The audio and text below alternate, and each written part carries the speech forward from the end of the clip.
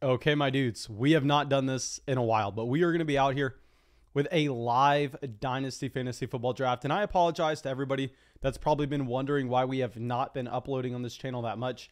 And it's because we have been putting in that work for 2021 Fantasy Football Leagues, where we've been making a video every single day on our main Fantasy Football channel. And we have also been live streaming every single night there as well. I'm sure a lot of y'all have been going out to those streams, but if you have not already, make sure if you want to continue to get content from us throughout the entire year, I think we'll probably do one video a week or so on the Dynasty channel, but we'll be making multiple videos every single day on the Fantasy Flock Network. So all you have to do is look up the Fantasy Flock Network on YouTube. We will be there. And yeah, in this draft, we are going to be going through and getting a Dynasty draft going. So of course, this is going to be a little bit different, and it's super flex. And guys, I have literally done about 40 underdog drafts over the past week. I mean, I have just been drafting every single night, about 4 teams at the minimum. And we've been just getting that practice in for that 2021 redraft season. So it's going to be a little bit different here. Hopefully we can knock the rust off. Hopefully we are going to be fine doing everything. Let me pull up the live stream just to make sure that everything is fine. Okay, so it looks like we have some people in here. Nobody's telling me that the audio is messed up. So it sounds like we are good. And I will get out our link. And guys, we are going to be doing more Dynasty leagues starting up over there on Patreon. So of course, if you want to hop in the next league with us, just go support the show on Patreon, join the flock, and we'll probably be doing, given the fact that the season starts in 3 or 4 weeks, we'll probably do 3 more Dynasty drafts after this one. We'll probably do 3 more.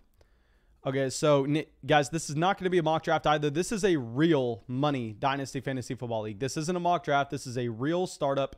This is filled through Patreon. So don't be shooting me a DM going, Mason, let me in the mock draft. No, it's not a mock draft, guys. There are no links to send out. This league got set up about a week ago. Okay, so as always, guys, please make sure you go down there, drop a like on the live stream. Let me pull up the board real quick so everybody can see. It's going to be hard to get used to drafting on Sleeper again because we've just been drafting on Underdog every single night. So let's pull this up. Okay, so let me know if y'all can see the draft board just fine. On my screen, it looks a little fuzzy. So we actually pulled the 101 in this draft, but it's a 3rd round reversal. So while you love seeing the 101, it kind of hurts given the fact that, I mean, we're going to be having the last pick in the 2nd round as well as the last pick in the 3rd round. But from there, I think it's kind of standard. I would much prefer having the 101 in a 3rd round reversal than I would with the 112. So I'm not complaining at all, but I do want to point that out. And it was kind of funny in this league where before I randomized the draft order, I went, everybody send up a prayer. Pray that Mason gets the 101. And then I hit randomize, and then right away I got the 101. So it was pretty funny. It looked like I rigged it, which who knows? Y'all know I'm a master hacker. I can probably get behind the Sleeper system. I can dive into the code. Of course, y'all know I don't know how to do that. I can't even set up audio on a live stream correctly. But at the 101, y'all know who we are going to be seeing here. This is going to be a super flex tight end premium 6-point passing touchdown league. So this draft is going to start in about 60 seconds. Real quick, let me give some shout outs to everybody who came out to the live stream that's in the live chat right now. Okay, so we have Imrod, Mike, Hurricane, Baca, Ian, Caden, Zach, Nathan. Okay, so a lot of people that have been coming out to those underdog drafts with us. Okay, so I'm excited to have y'all out here. And guys, if y'all want to do more drafts with us, like I said, we're drafting every single night on the main Fantasy Football channel because of an amazing partnership that we got with Underdog Fantasy. So please make sure you use promo code FLOCK on Underdog Fantasy. And what's fantastic when you do that is there's like a hack in the system right now. I don't know why they are allowing this to happen, but when you use promo code FLOCK on Underdog Fantasy and you deposit $10, for whatever reason, they throw an extra $25 into your account. And at the same time, you get our 2021 draft guide and our 2021 Dynasty Rookie Draft Guide. So of course, if you haven't had those, make sure you do the #1 thing that can support this channel, and that's going to Underdog Fantasy using promo code FLOCK. Come out to a draft where we are doing 4 drafts like every single night, and we're streaming them all on the main Fantasy Football channel. So yeah, make sure you show some love to that stream. And now let's get this going. It looks like it's about to be 1 p.m. EST. Okay, Drew says, let's go. Finally got in a Dynasty League. Yes, sir, guys. You can find Drew out here. He has traded around a ton. So if you pull this up right now, you're going to, let me also drop this board down so y'all can see how many extra picks that he has. So essentially, if you look at all the deals that he made, this wasn't one trade. I mean, he went through and he strung together a few of them. Let's start this draft. Let's get our man Patrick Mahomes up right now real quick, and then we can go back to what Drew did. So Drew actually went through and, I mean, he essentially moved the 103 for the 402, the 609, the 810, and the 911. He moved some picks at the very end, but those picks at the very end don't really mean anything. So interesting. We're going to see how it plays out. He told me on Patreon that he's going to make some very off-the-wall picks, so it's going to be interesting to see what he ends up doing there. Okay, so Kyla Murray goes at the 103. So this is a 6-point passing touchdown format, so it's going to be intriguing to see what happens with the quarterback value. Now, I've actually talked in depth about what I think about a 6-point passing touchdown league compared to a 4-point passing touchdown league in that 2021 draft guide that we do have available on Patreon. And also, if you deposit $10 on Underdog Fantasy with promo code FLOCK. But we have Mahomes, Allen, Kyler Murray, CMC goes off the board at the 104. Now, Justin Herbert, I'm just interested to see how many QBs go here. And honestly, I don't necessarily want to say that we want to see quarterbacks go, but I'm not going to be crying about it when we have Mahomes, because when you have Mahomes, it's very similar to getting Christian McCaffrey at the 101 in a 2021 redraft league, where it kind of sets you up where you have such a high floor and ceiling at the position already, where you don't necessarily have to go through and invest that much more into it. So yeah, I'm fine if we see a lot of quarterbacks go, but I'm not going to speak too much on that yet. And Dalvin Cook goes at the 108. So guys, this is also something that you're going to find a lot in your dynasty drafts this time of the year, where we have yet to even get to the season, but the redraft mindset is going to be leaking into dynasty players. Now, you're going to notice this most likely in this draft, where yes, Dalvin Cook goes before Saquon Barkley. I think in a dynasty league, you can never take Dalvin Cook before Saquon Barkley, in my opinion. Now, of course, this is going to be a thing that you're going to see in every single redraft league. So like I said, hopefully I'm not messing up this draft, because we've done like 50 drafts over the past week over there on Underdog Fantasy, where we're streaming every single night. Those are all redraft leagues where we're playing for 2021. So hopefully we don't mess it up, not necessarily adjusting back to Dynasty. But let's go through and let's click on all the teams that made trades so people can kind of see what the board's going to look like. And I actually have not made a trade at all in this league. So, oh my God, how did this team end up essentially just moving their third for an extra 6th and a 7th? And an extra 15th. I really like that move. Okay, so let's see. I bet San Diego's Finest. Okay, so San Diego's Finest been coming out to a lot of drafts with us. Loco, Jay Elder, Post Dillon. Justin gets 3 first-round picks, and he starts it off with Barkley, Lawrence, and Taylor. So that's a really high ceiling right away, as well as having that long-term value with all those players being so young. So definitely an intriguing build. Now, it's Imran, makes a few moves. And D's Naders trades his first. It looks like he ends up trading away his 1st, 4th, and 8th. He moves up slightly in the 8th round. And by trading away his 1st and 4th, he goes in the 2nd, 3rd. Going to be interesting to see how that plays out. But no picks really off the wall here so far. I really don't like the Dalvin Cook one, but I understand that's the value of Dalvin Cook right now in Dynasty. I just don't necessarily agree with it. If you look historically with what happens with those bell cow running backs once they start to push age 27. So really, I thought that this was honestly maybe going to skew even a little bit more redraft heavy than it has so far. Mike says that's too early for Justin Jefferson. Let me pull up and show you all the draft board just so everybody can get a feel of who's available. So at running back, you have Alvin Kamara, you have Derrick Henry, Nick Chubb, DeAndre Swift, J.K. Dobbins. At quarterback, you have Fields, Lance, Hurts, Rodgers, Watson. At receiver, Metcalf, A.J. Brown, Devontae Adams, Stephon Diggs. And like I said, guys, this is going to be a tight end premium league. So you also have Kelsey, Kittle, Pitts. And yeah, this is what I was talking about with the redraft mindset coming in here. I mean, Nick Chubb at the 205. I really don't like the Nick Chubb pick. I mean, I hate to pick on Jay Elder here. I'm excited that he was finally able to get in one of these drafts with us. But this is a team that's probably going to score a lot of points in 2021. But I think that it doesn't have the long-term stability of a team that maybe went with a Trevor Lawrence or a Saquon Barkley or a Jonathan Taylor in the 1st round. Okay, so now let's see where Loco decides to go at the 206. And guys, if you have yet to drop a like on the live stream, please, please, please make sure you go down there, drop that like. It helps us out so much. Okay, honestly, we probably should have changed these clocks to a 60-second clock instead of a 90-second one. Over there on Underdog, when we've been doing all those drafts, they're all pretty much 30-second clocks.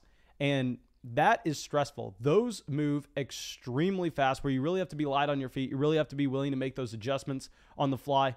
We're here with 90 seconds. I mean, I feel like we're crawling along. Maybe this is something I just have to get used to because I think we did all our other startups drafts this offseason at 90 seconds. And I think we actually did our $1,000 draft at 2 minutes for the clock. I'm unsure. We probably should have put this at 60 seconds, though, because 90 seconds, I feel like we're crawling. Okay, so when we go Mahomes, what's great about a Mahomes start in a format like this is we have the flexibility of not having to go with the rebuild or not having to go with the contending team right away because we have the elite production now, we have the elite production later. Whereas if you go in the first round instead with a guy like Christian McCaffrey, you're essentially locking yourself into a win-now team in 2021. So obviously CMC, the best win-now piece you could ever ask for, but at the same time, it is going to be just a little harder to go out there and build the rest of your team with extreme youth. But Trey Lance goes here at the 209. That pisses me off. We would have 100% gone with Trey Lance if he did fall to us at the 212. So yeah, that sucks. I guess we can just continue to look elsewhere. And if you're looking at the starting lineup requirements for this league as well, I mean, you're going to notice that you only have to start one running back, one wide receiver, one tight end, and you have 6 flex spots and a super flex as well. Now, Travis Etienne goes at the 210. Okay, so Etienne, y'all know another player that we were targeting at this turn. Love Travis Etienne for both 2021 and his dynasty value. Okay, so let's see what the 211 brings. I'm thinking maybe we can... Okay, I'm going to be talking out loud here because the big thing is when we're picking on the turn like this, I don't necessarily have to worry about anybody sniping us directly after whenever we are not going to have another pick for 23 picks. So while it kind of sucks that I can't talk about picks for a long time, at the same time, I mean, we do get to talk about our thought process in depth. So, come on, AJ Brown goes. Okay, so here's what I'm thinking. So we can do a couple different things. I really like going after wide receivers in a format like this. We could push the envelope, though, with tight end, where we could get the stack with Mahomes. The big problem is Kelsey being 32 years old. If we draft him at the 2-3 turn, we're going to be in a spot where we have to build a win-now team, and we don't have that flexibility going forward. Running back, maybe we actually build a win-now team. I don't know if this is the redraft mindset getting to me like we already talked about at the beginning of the stream. Maybe we just go with the win-now team. We say F it for the long-term value. Maybe we just draft an Alvin Kamara and a Travis Kelce. Now, I definitely prefer George Kittle over Travis Kelce in Dynasty. And usually, I'm never the guy drafting Alvin Kamara because usually he's going up here before Najee Harris, before Clyde Edwards-Helaire. But now that you see him fall to this range, I think we may have the potential to get a win-now team going. Wide receivers always intriguing in a format like this. You know what? Given the fact that we only have to start one running back, if we're going to go with a win-now team, I think that Devontae Adams is going to be a better pick than Alvin Kamara, given the fact that the wide receiver position has a longer shelf life. So, you know what? I love stacking, but I think here, just given the fact that Kelsey's a little too old, we are probably going to end up passing on to Travis Kelce, even in tight end premium format. We're going to take... Actually, oh, I'm so dumb. I'm so dumb. I forgot that this was a third-round reversal. Oh, my God. Okay, well, that ruins everything. I probably wouldn't have taken Devontae Adams there if I didn't think we had another pick back-to-back. Oh, my God. And I'm checking the chat now, and everybody's screaming at me, there's no turn. Oh, my God. That is horrendous. That is horrendous. Oh, we should have gone with someone else over Devontae Adams. I thought we were going to be able to pull something off there. Now, I guess we just have to wait an entire round to figure out where we're going to go. Okay, Jackson says, how many leagues are you in? I'm in about 20 Dynasty leagues, and I'm probably going to be in about 200, 250 redraft leagues this year. Oh, my God. That was brutal. That's what I told y'all. I told y'all I wasn't going to be used to doing this because we've been doing drafts on Underdog every single night. Underdog, there's never a third-round reversal. So, God dang, I was just staring at that, coming up with our plan. Noah says, I remember my first draft. My man, this is brutal. No, also, let me give you moderator status for the channel. Yeah, we should have gone somewhere else there. That was so bad. Oh, my gosh.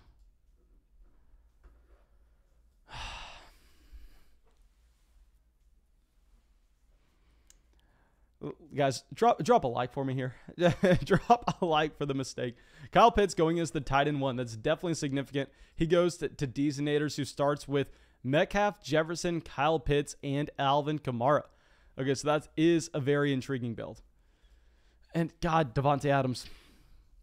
The correct call probably would have been going running back there, to be honest. I think Swift probably would have been a better asset in a dynasty format like this, and then would have allowed us to get wide receivers later on. That's that redraft mindset kicking in. Okay, Josh says, it's all right. You'll still get some win now value. Yeah, we're getting that win now value, but at the same time, just a little concerned with the fact that we don't necessarily have the longevity that some other people are going to. And now once you take Adams, you're kind of locked into where this is a win now team. I mean, we can't necessarily just look at a value of like a Javonte Williams at the 3-4 turn and go, oh, I really like Javonte Williams. No, we have to make sure we're getting players coming in that are going to be productive right away. And that sucks because I think players like that are going to get pushed up the board slightly here. Okay, so has Drew made his first pick? Okay, so he made his first pick of Travis Etienne. Okay, so he went Etienne at the 210. I really want to track Drew's here because he said he was going to be making some off-the-ball picks. He said he would give us an explanation after the draft ended. Okay, so Derrick Henry at the 304. And a big thing is, guys, in a format like this, I think if we are going to go with the player for 2021, we definitely prefer to go with the wide receiver because we know that a wide receiver in Davante Adams, while yes, he's older than someone like a CeeDee Lamb, already 28 years old, I would actually say that Adams is going to have a much longer shelf life at 28 years old than Alvin Kamara is going to have at 26. And I mean, we're taking Davante Adams higher in redraft leagues right now. So if we think Adams has the longer shelf life, I guess it does make sense to take him higher here. Now, Stephon Diggs goes at the 306.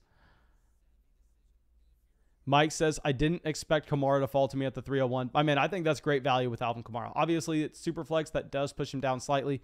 But still, I mean, I think that's great value. I never really consider Alvin Kamara in these startup drafts. But if you're going to get him at the 301, I really do like that. Okay.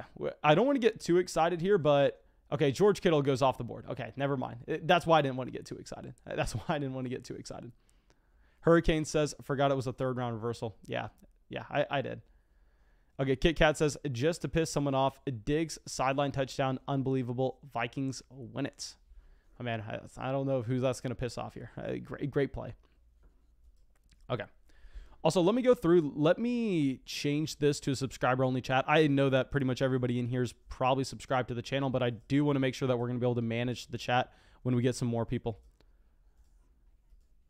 Okay, so Lamb goes at the 309. I definitely would like to add Lamb to a team like this.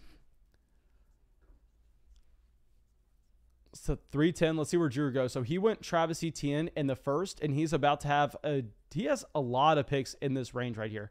I mean, he's going to have some flexibility with what he can do. He goes DeAndre Hopkins. Okay, that's very interesting. So he starts with a nice mix of young value at running back as well as the veteran wide receivers. So I want to see what he does here at the 402, 403. Now let's see where Nod goes after taking Allen, Burrow, A.J. Brown. So he's going to have one pick here. He doesn't have his fourth. What else did he have to pay to get to the second? Did he really only have to pay a fourth and a ninth to get to that second round pick? If so, congrats on that value. My God. Caden says, we drafting 90 minutes or 2 hours? We're going to be doing a 90-minute draft here, my man. And then we'll switch it over to a slow draft. Now, Darren Waller goes. Okay, I was kind of hoping that we were going to be able to go Darren Waller, Kelsey on the turn. Kelsey's 100% going to be one of our picks here. Now, let me talk through my other one. I don't necessarily think we need to go running back in a format like this. So I'm going to be avoiding those guys. And if we go over to wide receiver, I mean, Jamar Chase, considering what his current dynasty value is very intriguing.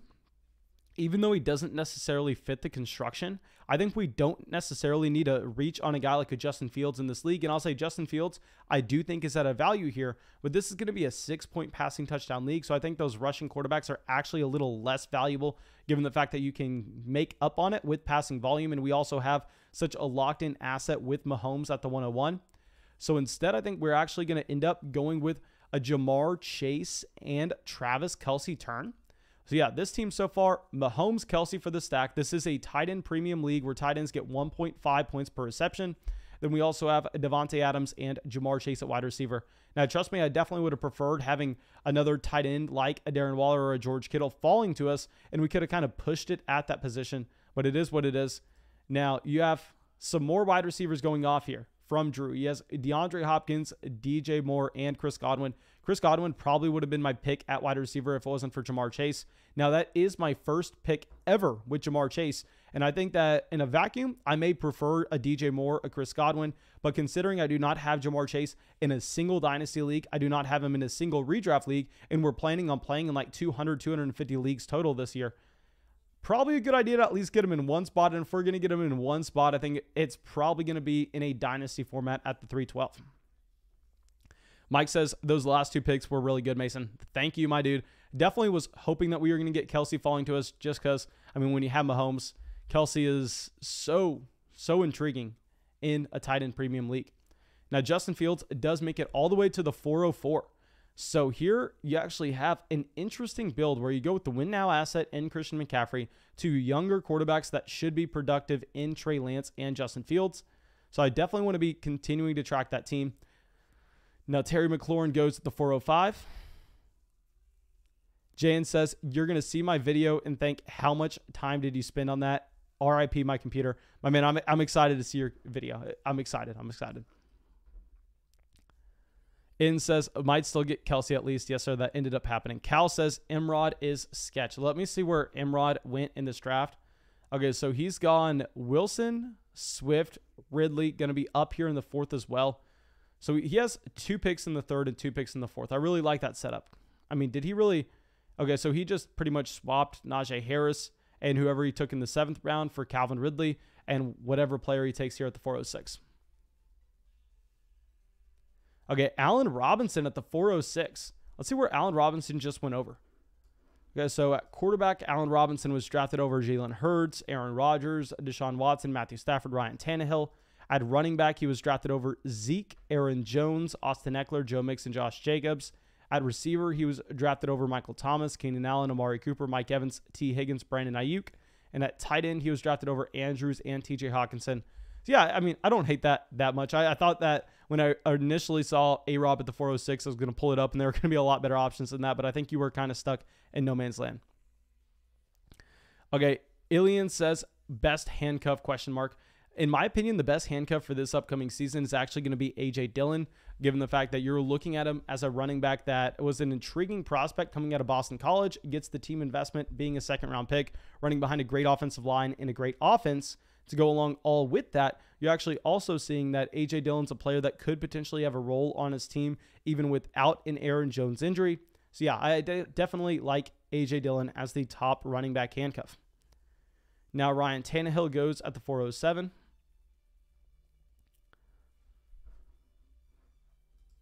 Now, QB, there are a decent amount of intriguing QBs.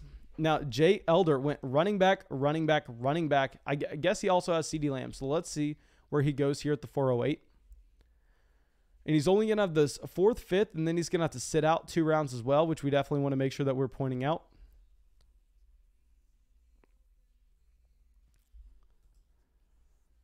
Okay, Tannehill at the 407. Who else does Loco have? So he went CEH, Diggs, and at QB he has Lamar Jackson and Ryan Tannehill.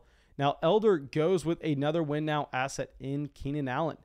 So it's going to be, that team's going to be difficult to beat this year, but I think in the long haul it's going to see some value fall off probably quickly, but I can't really say too much because we have the same situation going on where we have both Travis Kelce and Devontae Adams.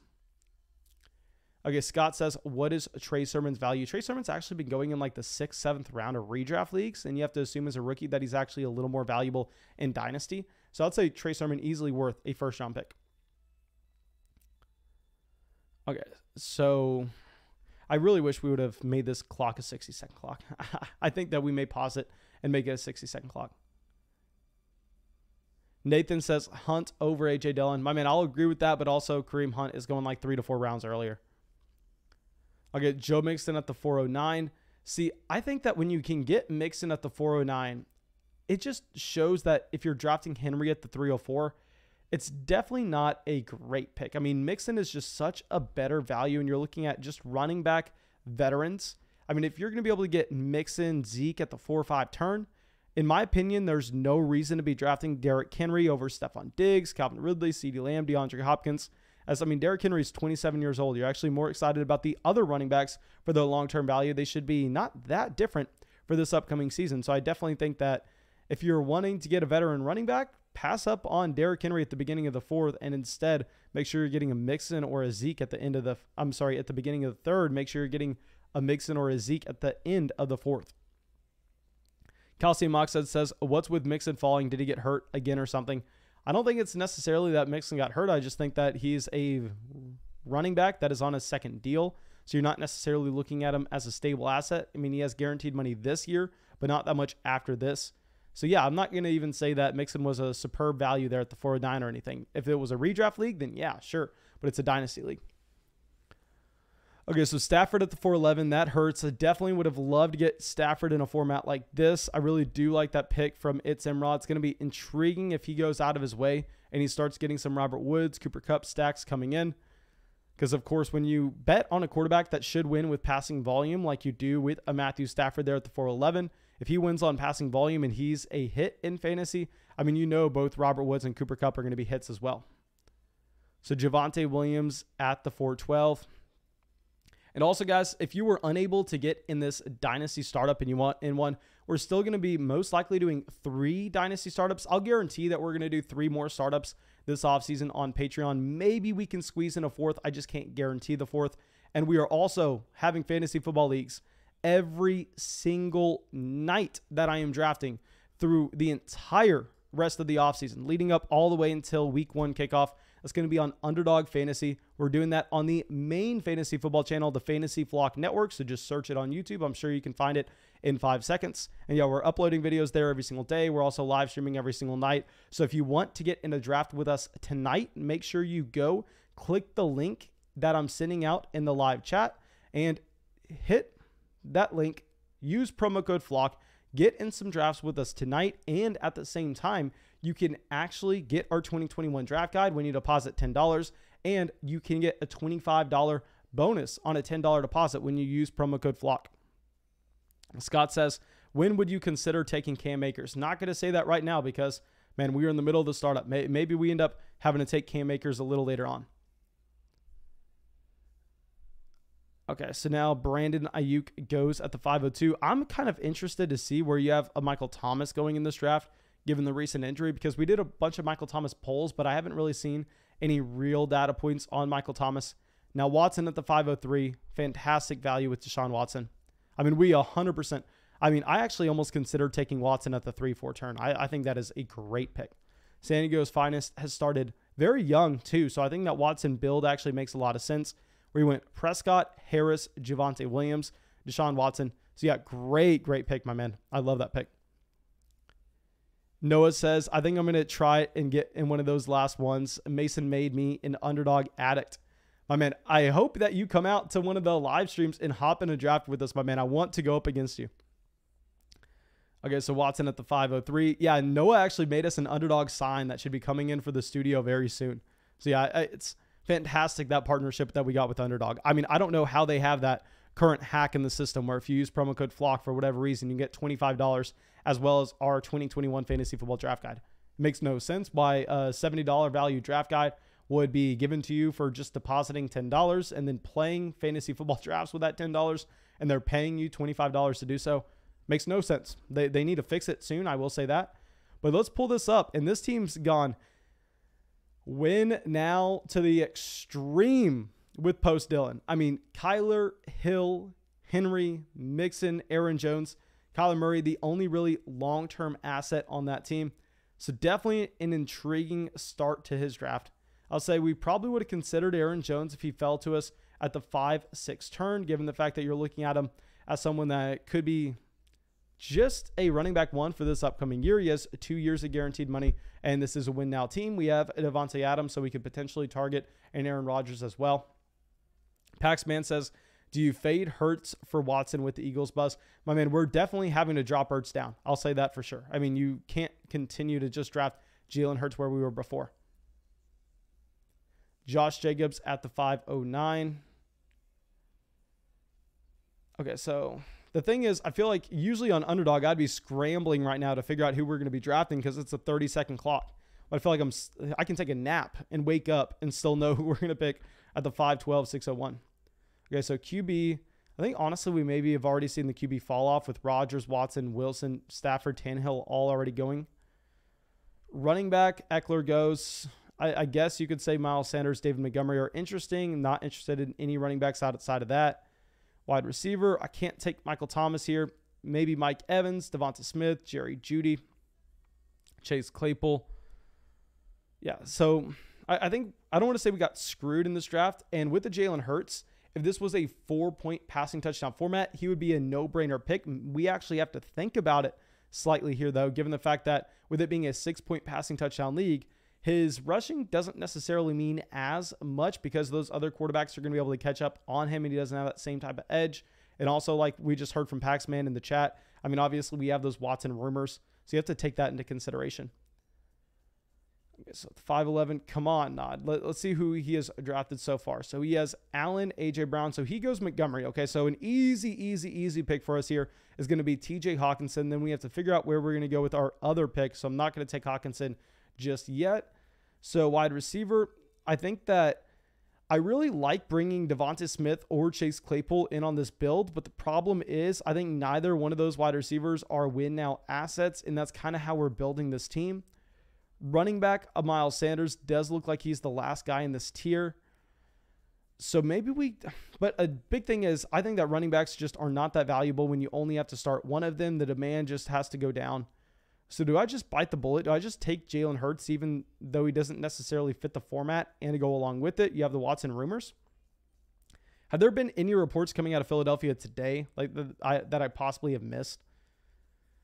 Okay, so let me draft TJ Hawkinson here and let me know in the live chat if there's something that I'm missing with Jalen Hurts. I'll say he would be a no-brainer pick if this was not a 6-point passing touchdown league, but as crazy as it sounds, his value actually slightly goes down for me in a 6-point passing touchdown league.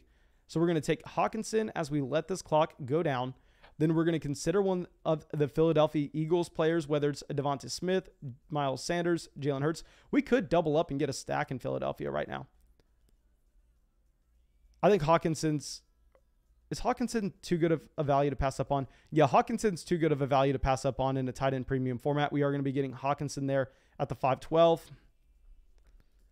So at QB and running back,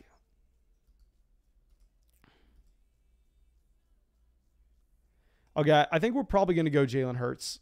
It's the 6th round, so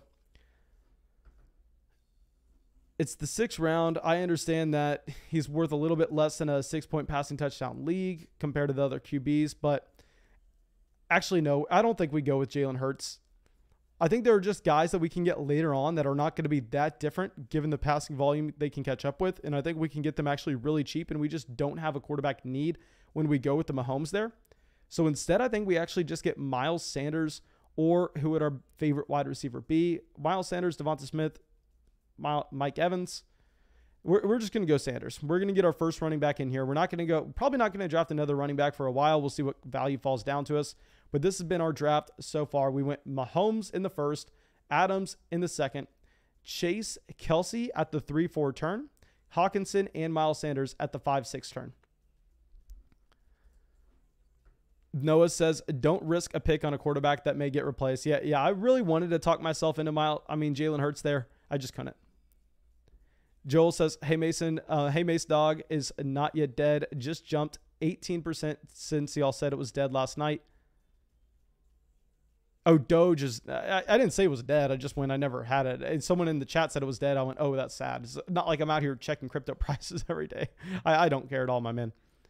I thought you were calling me Mace Dog. I had no idea what you were talking about. Okay. Carson says, I want to play on underdog and get that draft guide, but I'm 17 and I couldn't do it. My man, I am very, very sorry. Yes, you have to be 18 years old to play on underdog. I'm very sorry about that. Okay, so after we go Sanders here, let's see where Nod. Let me see if he ends up taking one of those players that we were considering and maybe makes us feel a little bit bad about passing up on them. But I think in a tight end premium format, we're very excited about the start here because essentially this entire starting lineup is made up of flex spots. So when we can just slide Kelsey or TJ Hawkinson in a flex. Okay, so he goes Jerry Jeudy at the 602. I definitely prefer having Miles Sanders. Devonta Smith goes at the 603. So this is nib high football. Okay, knee high football. I don't know how we're supposed to pronounce that. But Carson goes to the 604 is maybe the last running back in that tier. So probably a good call to get Miles Sanders there at the 601, especially because if you did have Watson coming over, I mean, you're seeing a massive boom to both Devonta Smith and Miles Sanders because the overall offense is going to project so much better. Okay, so now Mike Evans at the 605. See where San Diego's finest decides to go. Okay, so you have Dak, Harris, Javonte Williams, Deshaun Watson, Amari Cooper. So at the 606, if we pull up who they could potentially be looking at. Okay, so Jalen Hurts is still falling. Thank God we passed on Jalen Hurts. And now that we're seeing him fall this far, I mean, maybe that would have just been a massive mistake drafting him as our second quarterback in the 6th round. He was just someone that at the beginning of the offseason, he was going before a Tannehill, before a Stafford, before a Wilson, before a Rodgers, before Justin Fields. So it is kind of crazy to see him fall this far when we haven't really had anything actually happen.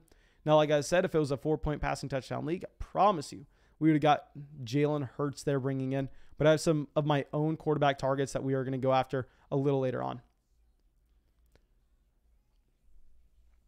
Okay, so let's see where San Diego's finest pulls the trigger.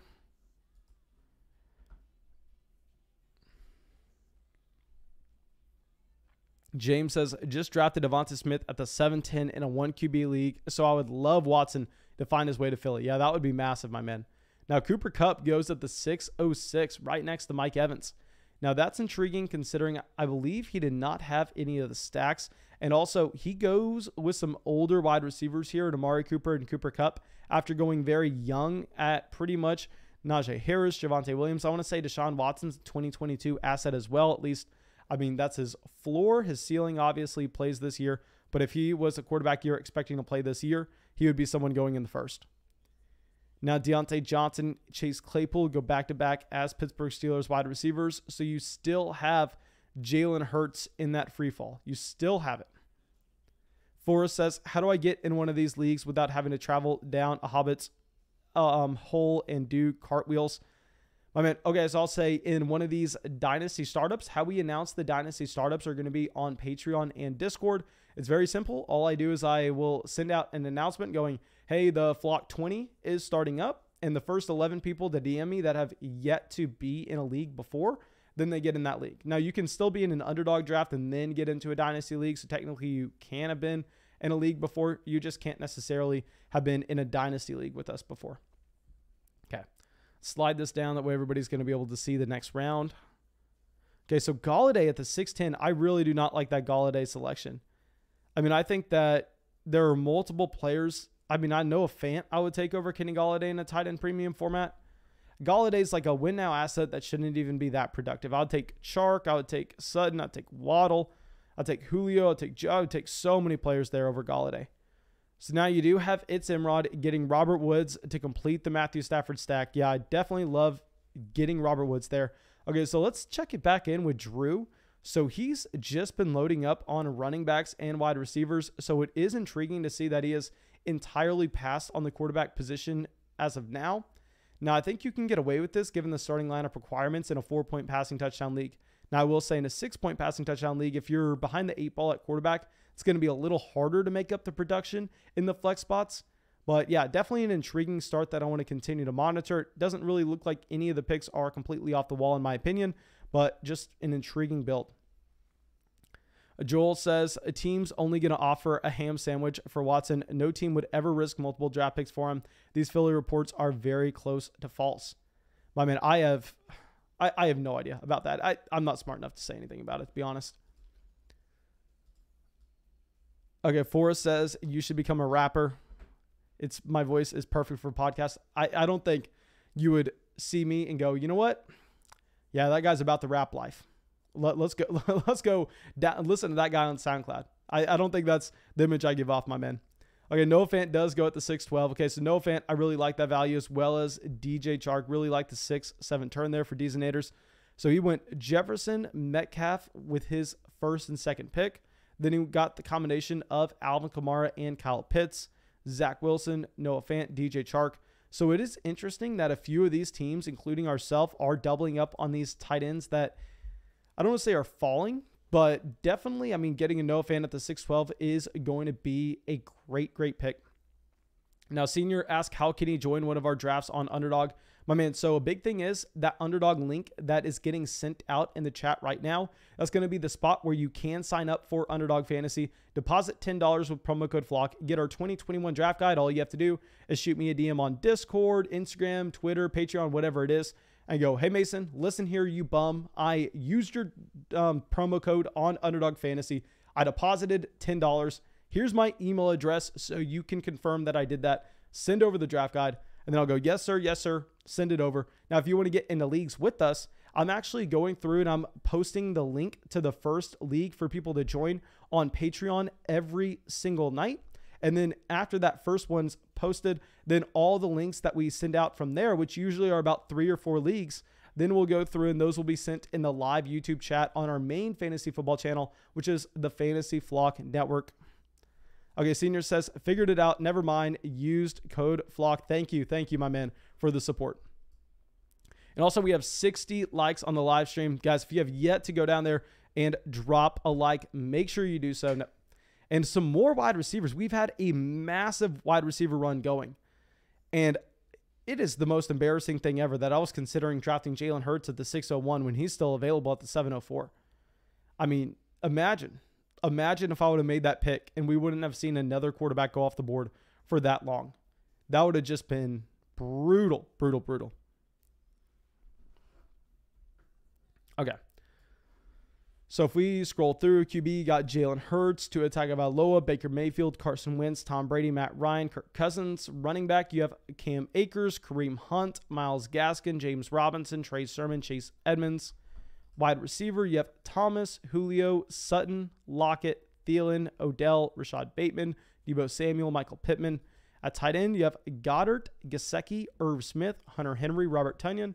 And yeah, I don't think we need to go through the flex. Now, Jalen Hurts finally goes to post Dillon here as his second quarterback. Now, this is going to be a very scary team if Jalen Hurts plays all year for the Eagles. I mean, there's going to be a major obstacle here if you want to win the league in 2021. Now, Dallas Goedert goes to the 706. I really like that value here for Loco. I was actually going to be drafting Dallas Goedert if he fell to us at the 7-8 turn. I love that value. Okay, San Diego's finest on the clock. Let's see where he's gone so far. Okay, so he's drafted at quarterback, Dak Prescott, Deshaun Watson. At running back, Najee Harris, Javonte Williams. At receiver, he has the Dak Prescott, Amari Cooper stack. He has Cooper Kupp and Jalen Waddle as well. Dom says, come on now, Akers needs to be taken. I mean, I'm going to have a very hard time drafting Cam Akers. A big problem with me drafting Cam Akers is I already have him in half of my dynasty leagues, and I haven't sold him in a single one because all the offers that I've gotten have just been insulting. Like, I'm getting offered guys like Michael Pittman for Cam Akers, and of course, I'm never going to accept that.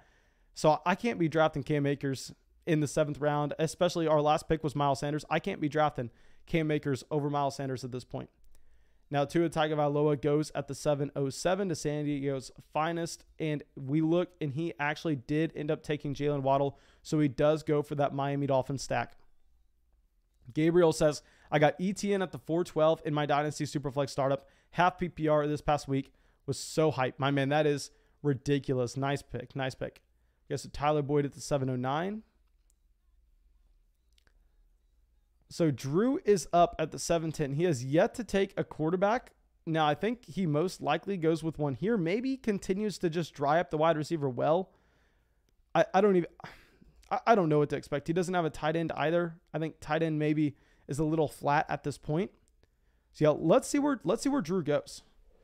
Because I really have no idea what to expect. He said his picks were going to be off the wall. And he goes with Tom Brady to stack with Godwin at the 710 with Godwin as a 4th round pick. Now Elijah Moore goes, and I hate y'all for making me do this. Baker Mayfield, in my opinion, is one of the most overrated quarterbacks in Dynasty, given the fact that he has 0, and I repeat, 0 rushing upside. The only thing you're betting on is passing touchdown efficiency, which we know is a bad bet. But if you're ever going to make that bet, it's going to be in a league with 6-point passing touchdowns. So I actually think we possibly have to draft Baker Mayfield here, as much as I hate it. And if we go across the positions, Kareem Hunt is still an option. Like I said, we're probably not going to be drafting Cam Akers. When we did take Miles Sanders in the 6th, though, I said that we were not going to be touching the running back position for quite a while. So I actually think what we're going to end up doing is we're going to take Mayfield. And then I think we go a little bit. Okay, so the thing is, I think Rashad Bateman in a vacuum may be the best dynasty receiver here. But a Julio Jones would fit this team better, considering we took Adams in the second and we took Kelsey in the fourth. So I actually think we take Baker at the 7-12. And actually, no, we may go Michael Thomas. We're going to go Michael Thomas. Now, if this was a best ball league, like I said, I still have that underdog mindset because we've been doing those underdog drafts every single night. There, I'm never considering Michael Thomas because your points matter just as much week 1 as they do week 15. But we need to get out of that mindset. We need to understand that points in the playoffs matter. So Michael Thomas probably scoring a crap ton of points in the playoffs, still only 28 years old. So, of course, it's concerning with the injury, but I think getting him in the 8th round is more than enough of a discount. So we're going to be drafting MT at the 801, and this is our start so far. At quarterback, we have Mahomes and Baker Mayfield. In a 6-point passing touchdown league, I'm going to be valuing rushing at the quarterback position a little bit less. And then at wide receiver, we have Adams, Jamar Chase, Michael Thomas. At tight end, in a tight end premium format, we have Kelsey and TJ Hawkinson. At running back, we do have Miles Sanders. So after messing up that second round pick, I think we were actually able to bring ourselves together. I think we were able to get used to doing these dynasty drafts with the 3rd round reversal again and kind of fix everything. Okay, Sal says Bateman should be the pick there. The thing with Bateman is, I mean, while I definitely think that in a vacuum, he's probably the wide receiver you want, when we build around Kelsey and Devontae Adams, we have this short win now window that we want to make sure we're putting up points this season and next. So I think we honestly have to kind of go with either a Michael Thomas or a Julio Jones to make sure that we get it piled on. Okay, so let me see what y'all are saying about this. Okay, let me know what y'all think of that Michael Thomas selection, because I'm pretty sure a lot of people are not going to like that Michael Thomas one. Okay, Bogoat says, hopefully, Bogoat says, I'm in the $500 redraft. I didn't realize he was having had done a dynasty one as well. No, we have not done a $500 dynasty league. We are going to be doing another $500 draft on Underdog. Now, guys, please hear me out on this. We initially scheduled it for tonight, but we're going to try to get some different stream elements in there. And if y'all were coming out to the live stream last night, we had really bad problems where the stream was lagging, then the stream crashed. And I can't afford that to happen on a $500 draft, because if that happens on a $500 draft and then all of a sudden I'm scrambling to fix the stream, get it back up there, and maybe I mess up on one of my picks, it's a $500 draft. I literally can't afford that to happen. So instead, I'm going to make sure that we get the stream correct tonight. And we made the announcement on Twitter, on Discord, on Instagram. I should have done it on Patreon as well. Send out another announcement on Patreon. And we made it on YouTube in the comment section everywhere. But we are going to be postponing our next $500 draft for tomorrow night, for Sunday night on the main fantasy football channel. If you want in that draft, how I'm going to be doing it is I'm going to post the link to join on Patreon, then give it about 5 minutes for everybody on Patreon who wants to join. They can come out, they can get their guaranteed spots. And then from there, I'm going to be sending it out in the live chat for the YouTube section on the main fantasy football channel, the Fantasy Flock Network. So that way, then if we have any more spots left over from Patreon, which I'd imagine we're going to, then you can go and join from there. Now, I'm not saying to go deposit $500 on Underdog Fantasy. That's not what I'm saying at all. Now, if you think you're going to use that regardless and you also want to be in the league, then sure, go ahead. But I'm saying instead, if you really want to get in the league, I would just make sure that you join the Patreon. That way you're going to have a much easier shot at getting in than if I send it out in the live chat for everybody. So yeah, we're going to do another $500 draft because we hit 700 members of the flock on Patreon, and that's going to be hosted tomorrow night on the main fantasy football channel. Okay, so Rashad Bateman does fall all the way to the 805. Possibly we should have gone, you know what? I think that Michael Thomas pick was really bad. I think we should have gone with a Kirk Cousins. I really like what Jay Elder did there. I mean, in the 6-point passing touchdown format, I actually think doubling up on our quarterback 2, quarterback 3, we made a mistake there. We should have gone Cousins at the 801. Bogod says, Michael Thomas selection makes me sad inside due to picking him in the redraft prior to the surgery, but is a great pick here in Dynasty. Yeah, my man, I did not know that you had Michael Thomas in that league. That is brutal. Now, Myles Gaskin at the 809. Robbie Anderson at the 808. Okay, Noah says, I do like the Michael Thomas pick. Where was Michael Thomas getting picked in Dynasty last year? Last year, Michael Thomas was a first-round pick. I mean, it was like a consensus first-round pick as well. Okay, Baca says, your team has a 2 to 3 window, so no problem with Michael Thomas there. Okay, yeah, I think that was the correct pick over Rashad Bateman. I think we should have maybe given more thought about going with the third quarterback. I think that's my problem, and we said that at the beginning of the live stream, where we need to make sure we're adjusting. This is a Dynasty Superflex league. This is not the league that we're used to, going over there and just grinding through those underdog drafts. So we need to make sure that we're making that adjustment, getting back to reality, and understanding how to win this league. Now, Rondale Moore goes at the 8-10, maybe because we see all these wide receivers go off the draft board. Then all of a sudden, we actually like the Michael Thomas pick a little bit more. Nathan says, you should ask Underdog to sponsor one spot in the $500 league. If the first $500 league goes well, I'm most likely going to do something along those lines. I don't necessarily know how we would do that, but let me shoot them an email after this asking if we can, in that video, announce that we're going to be doing a giveaway for the next $500 league, because maybe we get 2 going this offseason. Maybe we only do 1. So I'm not going to give any guarantees for that, but I'll shoot Underdog an email asking if we can get something like that set up for our next one. Okay, Sam Darnold at the 901. Michael Gallup at the 902. So yeah, you're having that wide receiver thirst come through, which honestly I think is probably the correct decision to be made when you're playing in a league where you have 6 flex spots. Usually I like to build my own team around the wide receiver position. We haven't necessarily gone out of our way to do that. Possibly what we should have also done, at least considered at the 7-8 turn, is going with the Michael Thomas, Julio Jones, and really baking in that 2021 production. But yeah, let's see what wide receivers options fall to us here in the 9th round, because it's definitely drying up. Jayan says, Underdog is awesome for the Flaw costume. Yeah, I really hope, guys, if also you haven't heard, so because of this partnership on Underdog, we're actually doing something really fun, where if we hit 10,000 Underdog signups with promo code FLOCK, I'm doing a couple different things. I am first doing a giveaway where we are getting multiple tickets for multiple people to come to a Tampa Bay Buccaneers game with me in Tampa, obviously. And then I am going to be getting a Flock mascot costume. I'm wearing it to the game. We're going to have a Florida meetup afterwards, where I'm also going to wear that out to the Florida meetup. And we're going to do a 24-hour live stream of me just going through and doing drafts on the main fantasy football channel. So if you have yet to do so already and you want a free $25, you want to support this channel, you want our 2021 draft guide, you want our 2021 Dynasty rookie draft guide, you want to help us get to that goal of 10,000, make sure you use promo code FLOCK on Underdog Fantasy. It will help us a ton. Okay, so John says, another bad team. You had a couple good ones at the start of the week, but then you got cute and reached for your audience to keep the talk fresh. That's okay, but you don't win leagues.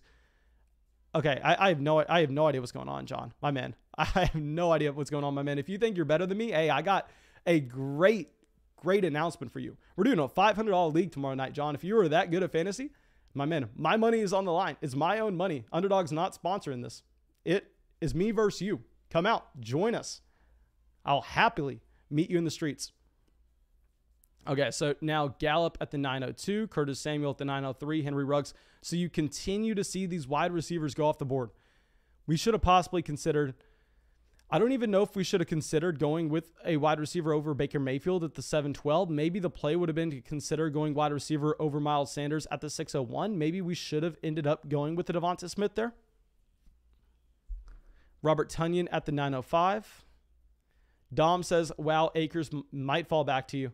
When we take Akers, when we are looking at Akers, the problem is on this team. This is a team with Kelsey, Adams, Michael Thomas. This is not a team that you can build around Akers with. I mean, if we go through, if we try to look at some of these rosters that may be a little bit younger, I mean, maybe let's try to find a younger roster here that Akers would fit on nicely.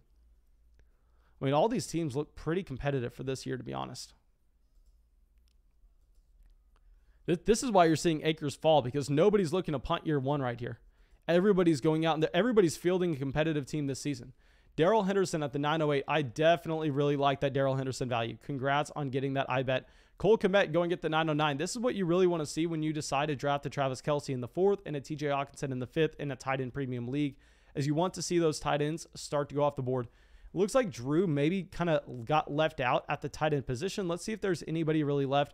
I guess you have Irv Smith. You still have Logan Thomas. So there are a few names left. I know Drew also really likes Evan Ingram. Okay, also, we're about to pass 100 likes on the live stream, my dude. Thank you, thank you, thank you.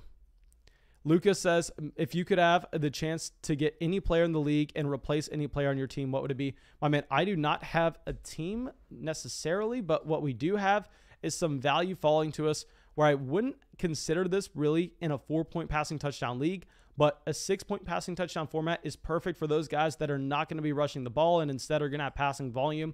I actually really do like a Matt Ryan here. We're most likely going to go Ryan. We need to figure out where our next player is going to be. Running back's a lot less valuable in this format for myself, given the fact that we are more so trying to load up those flex spots and we already have Miles Sanders.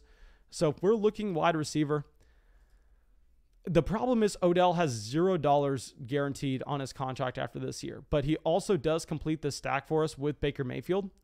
And we are getting him after Hollywood. We're getting him after Ruggs, Curtis Samuel. I really am not a massive fan of Odell, but I think we may have to consider drafting him here. Matt Ryan's definitely going to be our pick as our quarterback 3. I think when we're getting him here in this format, that is perfect. It's a 6-point passing touchdown super flex league.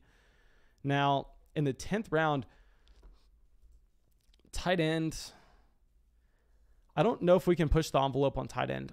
Maybe a Logan Thomas in a tight end premium format would be intriguing, that he could score a similar amount of points to an Odell Beckham Jr.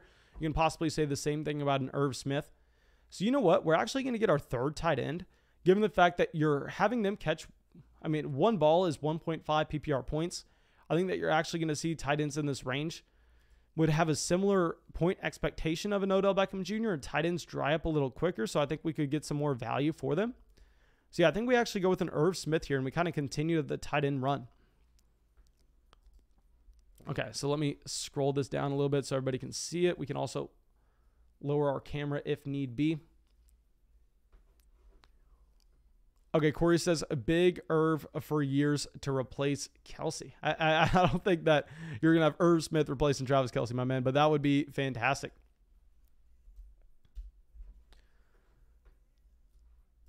Okay, let me know what y'all think of that Irv Smith pick. I think Matt Ryan was 100% the correct decision. I don't think we could have gone anywhere but Matt Ryan, but I could be convinced to go elsewhere outside of Irv Smith.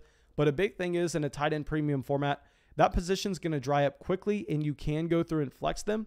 So I think once we take Irv Smith there as our 3rd tight end, maybe we can be done drafting both tight ends and quarterbacks. And now when we go to look for someone to draft, we're literally only going to be hitting the running back and wide receiver position. And yeah, you do have Drew here getting Evan Ingram.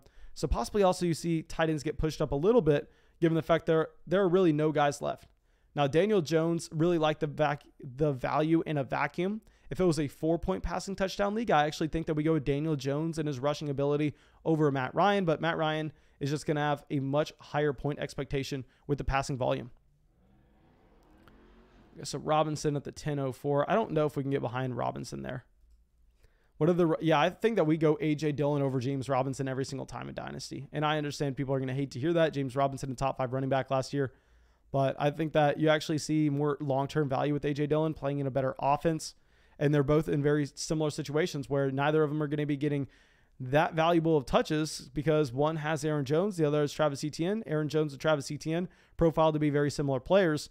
Now the difference is with a Travis Etienne, he's a 1st-round pick from this draft class, and an Aaron Jones is a 26-year-old running back on his 2nd deal.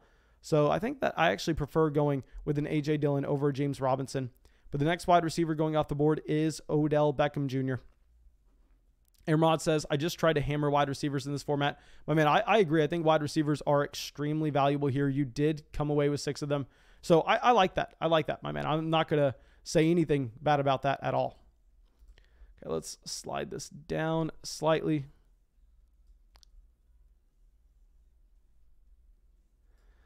Okay, so Logan Thomas goes to the 10:06. So after we take Irv Smith, and we have already announced that we're most likely done at quarterback and tight ends, a little bit different because this isn't a best ball league where we can make trades. If we see a player that's an absurd value falling, we could just draft them and then trade them later on. So I don't want to say for sure that we're not going to be drafting tight end or quarterback from here on out, but I think that we definitely like to see quarterbacks and tight ends going off the board. Drew says, Mason James Robinson currently over A.J. Dillon in your Dynasty guide.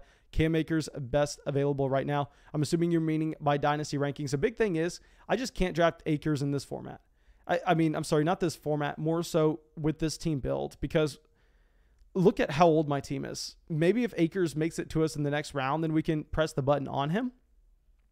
But a big problem is just looking at Akers and going, okay, well, yeah, he's that great piece that we want, but it's for 2022. So we can't go, okay, let's get those great pieces for 2022. Let's get those great pieces for 2021, like an Adams, a Kelsey, Michael Thomas, and Matt Ryan. Because if you just kind of split it half and half, then we're going to be, what, 6th place in both seasons? No, I'd rather be 1st or last. Scary Cow says, I don't know if it's my fault, but I've showed to multiple streams that it says I'm not subscribed, so I can't comment. I swear I've been following before the stream. Well, my man, I just got to you. I just read that comment, so I'm assuming that you got the situation figured out now. Please let me know if there's still a problem. Gabriel says, do you still feel the same about Dillon knowing Rodgers could be gone next season? That is 100% a valid concern with A.J. Dillon that I'm glad you brought up. That is something that I think you're right. I do need to consider more. I do need to consider the fact that this may be Rodgers' last year here. Quinn says, what's the deal with Code Flock? Quinn, thank you so much for asking. I thought that nobody was going to ask. Oh my God. Okay, Quinn, for whatever reason on Underdog Fantasy, the best place where you can actually do drafts for this upcoming season, they kind of have a hack in the system right now where if you take advantage and you use this like little letter combination that spells out flock, it's written right behind us. For whatever reason, they still haven't patched this hack that when you deposit $10, you actually get a $25 bonus added on to that deposit. And on top of that, you get our 2021 Fantasy Football Draft Guide, as well as our 2021 Dynasty Rookie Draft Guide. All you have to do is shoot me a DM on either Twitter, Instagram, Discord, Patreon, wherever you can reach me and go, hey, Mason, I used your promo code. Here's my email that I did so with. That way you can confirm. Then I'll go boop, dee, boop, boop, boop, boop, confirm it for you. And literally, guys, you can do this a month from now. If you're watching this stream a month from now, it's still a valid thing that you can do. Then I'll go, okay, you used it. Here's the draft guide. Thank you so much for supporting the channel. And on top of that, if 10,000 people do that, which we're on our way to, then we are doing a 24-hour live stream. We're flying people out to Tampa, Florida to go to a Tampa Bay Buccaneers game with myself, and we are going to have a Flock Florida meetup afterwards. So yeah, there's a lot going on with promo code Flock on Underdog Fantasy, the #1 way you can support this channel. Thank you, everybody. Okay, so Goff goes at the 10-12. We love seeing Fitzpatrick, Goff, Carr, Daniel Jones all going off the board after we get Matt Ryan. I think Matt Ryan in a format like this where it's a 6-point passing touchdown league is clearly the best option available. So yeah, I really like getting Matt Ryan over those guys and seeing those guys go around after, because if we would have been back up on the clock in the 11th, 12th round and we're staring at like a Derek Carr, I'd been like, oh my God, we just completely wasted the Matt Ryan selection. But considering he goes about 9 picks after, I think it's completely fine. Imrod continuing to hit in wide receivers. I really do like the Adam Thielen value. Gets Brandon Cooks at the same time. Marshall says, please make a Deshaun Watson update video.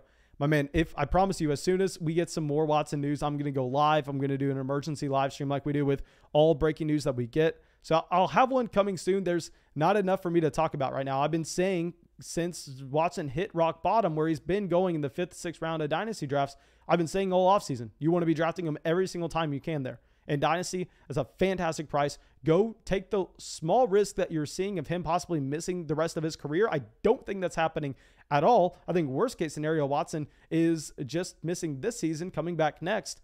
And even if that happens, he's a massive value at the 503. So yeah, I don't have any updates on Watson. I don't have any updates on our stance on Watson. You draft him every chance you get in the 5th, 6th round. Okay, so now quarterback, you have Winston, Love. Oh my God, guys, I have Jordan Love in so many leagues. Obviously, that is not ideal. Pray that we get a Jordan Love trade going over. Okay, what is so intriguing here is Hunter Henry has an ADP of 114, while Tyler Higbee has an ADP of 150. If you go to Underdog, which is real money fantasy leagues, I mean, Tyler Higbee is going significantly ahead of Hunter Henry. And that's also a big thing, guys. If y'all are using ADP, you do not want to be using Sleeper ADP. Sleeper ADP is a bunch of mock drafts, a bunch of people that are just auto drafting, where Underdog is actually ADP with real life drafts with real money attached to it. So don't be using this ADP. I mean, at all. I would never consider using this. I mean, I can't believe they have it ordered that way. I mean, having Antonio Brown at 159 when you have Jalen Reagor at 132. That's never happening in a single league. Where are they getting this from? I have no idea. Okay, so Scary Cal says, I don't know if this is, okay, said it's not happening now, but it's happened more than once. But man, I do not know. I'm really sorry. Maybe just try unsubscribing and resubscribing. Maybe that will fix it. I really have no idea. And it sucks that I can't even reach out to anybody about it, because it's not like I have anybody's contact at YouTube. YouTube's a giant corporation that doesn't talk to really any of the YouTube content creators, let alone someone making Dynasty fantasy football videos. Maybe if I was like David Dobrik or something, I could figure it out for you. But no, I don't think we can do anything about it. Okay, so Cam Akers going off the board here. And if we go to best available according to ADP, this is funny because obviously wide receivers went early and often in this draft, as it should be given the format. But you have Rojo, Mike Davis, A.J. Dillon, Melvin Gordon, Leonard Fournette, Damian Harris, Zach Moss, Raheem Mostert, James Conner. I mean, all of those players before you get Jalen Reagor and ADP, and I'd argue Reagor should be a little bit lower than that. So that is very intriguing. A.J. Dillon goes to the 11-10. I hate you, Drew. You know A.J. Dillon was going to be my guy. I really thought we were going to pull off A.J. Dillon there in the 11-12. I shouldn't have even said his name whenever we were talking earlier about James Robinson. I mean, I was saying I'd rather have A.J. Dillon up here like a round earlier. That was a fantastic pick. Now we kind of have to go receiver. So we're going to be picking at the end of the 11th here. Let me hide this for everybody. That way people can see the entire draft board. Okay, so if you're just now coming in, this is the entire board. This is a 6-point passing touchdown Superflex Dynasty League that is also going to be tight end premium. Our team so far, we went Mahomes, Mayfield, Matt Ryan, getting those stationary quarterbacks that you're betting on passing volume, given the fact that it's a 6-point passing touchdown league. And then at running back, we have our sole guy, Miles Sanders, but you only have to start one running back in this format. Then at receiver, we have Adams, Chase, Michael Thomas. At tight end, in a tight end premium format, we have Kelsey, Hawkinson, and Irv Smith Jr. So please feel free to roast me. Let me know how bad this is. I'm kind of afraid that we're letting that underdog redraft mindset leak into our dynasty game right now. Now, Pat Fryermuth goes at the 11-11. That is fantastic because I honestly probably wasn't considering a tight end here. And if I was, it was going to be a Tyler Higbee. I maybe even can take Tyler Higbee. I may take Tyler Higbee as our fourth tight end. Okay, so the thing is, we're just looking for raw points right now. We're looking for raw points for our flex spots because we have our entire starting lineup filled to a great degree. Running back, I mean, if we're going through, we're looking at projected points. Look at the projected points. Like I said, we're just looking for raw points right now. And Sleeper has this setup. I don't think you want to be... Okay, no, we can't look at Sleeper projected points. That is horrendous. That is horrendous. Yeah, we can't look at that. Ignore whatever we were about to say there. I was going to say that they have Tyler Higbee projected to score 206 points in this format. And then we scroll down and they have Chris Herndon for 130. So yeah, we can't base any of our decisions off of that. But the thing is, do we believe that Tyler Higbee, when he's getting 1.5 points per reception, may outscore Antonio Brown? Because I think he can. I think we're going to go with another tight end here. I just think the tight ends are scoring more points in this format than the wide receivers in this range. Usually in the majority of these drafts, I'm the guy going wide receiver, wide receiver, wide receiver, wide receiver, but they just went way higher here, and these tight ends fell. So we're going to go Higbee at the 11-12 just because he's going to be a flex spot. We're just looking for raw points here, and I think Higbee is going to be able to outscore these other receivers. Now, I think our favorite wide receiver out of this group is most likely going to be... I think it's Antonio Brown. I understand that he's a lot older. This is a team that's built to win now. Maybe we're getting the redraft mindset seeping into our dynasty game. I think that if we're talking about raw points being scored, Antonio Brown's going to be a better option than, I guess we actually may go Mike Davis. I hate Mike Davis. We have to understand that Mike Davis is only a one-year player. Ronald Jones, yes, very young, but he's under the last year of his rookie contract. And I think that you prefer Mike Davis for this season. Trust me, guys, I am always the person to go receiver here because they're way better in the flex spots. And I think that a lot of people in this draft, like it's Imrod, did a fantastic job of soaking up that value. But the problem is I just think there's simply no value to be had at receiver here. We can't be taking a Rager. We can't be taking a Amara St. Brown. Instead, I actually think that we'll go a little younger because maybe Ronald Jones gets another prove-it deal after his rookie contract, and we don't really have Ronald Jones at all in this range. And if we're talking about just getting a running back, Rojo's going to be at the top of ADP, so he's less likely to fall to us as some of these other guys down here that I may actually like slightly more, but we can possibly get them in the next round. So we're going to go Higbee, Rojo there. I was not expecting you to do that whatsoever. Let me hide the screen real quick so y'all can see the draft. We have 4 tight ends here. The thing is, trust me, I really wanted to be getting wide receivers. I really did. I think that's how you win this league the majority of the time is you play as many wide receivers as you can in your flex spots with what you find with their average price in a dynasty startup draft. But the problem is the people in this draft were a little too smart to let that happen. So they gobbled up those wide receivers that are going to get that projected target share right away. I mean, they got the Corey Davis, the Jarvis Landry, the Will Fuller, the McCole Hardman, the Michael Pittman, all in round 11. They really didn't leave us with anything to work with. So I think at that point, we're just hunting raw points scored, which is just going to be with Tyler Higbee and Ronald Jones there. Mike Davis goes to the 1203. Trust me, I think in this format's won with the wide receiver position. But at the same time, I think drafters here were just a little too smart about it. Lazy One says, I wish I could do underdog, but Washington doesn't allow it. Yeah, that is horrible. I know that there are a few tiny states like Montana or something that doesn't allow underdog, and Nevada doesn't either because obviously they're trying to protect their casinos and sports gambling over there. But I don't know why Washington doesn't allow it. I looked it up and like Washington doesn't allow really any DFS, which is just surprising. Now, Antonio Brown does go at the 1205. I think AB was most likely the best wide receiver available. So if we were going to go there, I think we would have gone with Antonio Brown. I'm just unsure that he scores that many more points than Ronald Jones. Rojo at 24 years old. I think that Antonio Brown, definitely the best wide receiver there. And also, guys, we are about to pass 100 likes in the live stream. If you have yet to drop a like in the stream, make sure you go down there and do that ASAP. And Odin Knows Best says, I didn't realize you had 2 channels. Yes, sir. We have a Dynasty Fantasy Football channel and we have a regular redraft channel. I like to keep them separate because I don't want to give people what they don't want. So, of course, if you're playing in redraft leagues, go look up Fantasy Flock Network. Then you can get ready for 2021.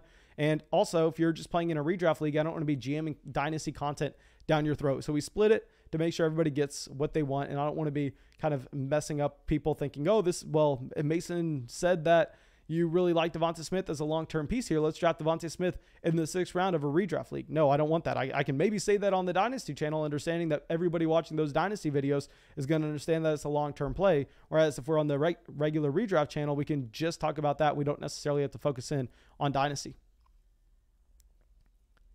Dom says, I don't think it works in New York either. No, Underdog 100% works in New York, my man. Underdog, I'm pretty sure, is based from New York. They work in New York. A bunch of people from our live streams are drafting in New York, my man. Casey says, going to try to be quick enough to get into a $50 draft tonight. Yes, sir, guys. If y'all want to get in those underdog drafts, that will be on the main channel. And I don't know if we're going to ask the chat if they want to be doing the $5 or the $50 because I don't want everybody to be spending their money and then maybe they wanted to get in a $500 draft tomorrow that I'm sure that we're going to have open spots for people to get in. If they want to come out, they want to take my money.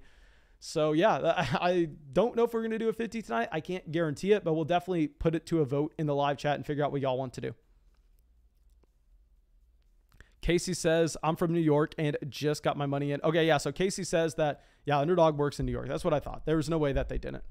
So now we have some more running backs going. Kenyon Drake is actually someone that I possibly would have considered over Ronald Jones. I thought there was a small chance that Kenyon Drake actually fell to us in the 13th round.